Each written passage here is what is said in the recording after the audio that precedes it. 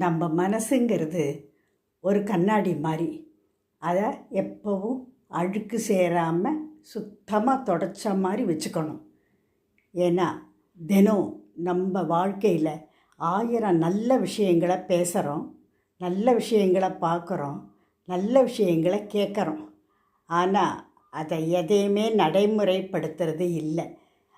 அது கடந்து போயிட்டே இருக்குது, நம்மளும் அதை கடந்து போயிட்டே இருக்கோம். இதையெல்லாம் நடைமுறைப்படுத்தினாதான் அட்லீஸ்ட் முயற்சி செய்யலாம்.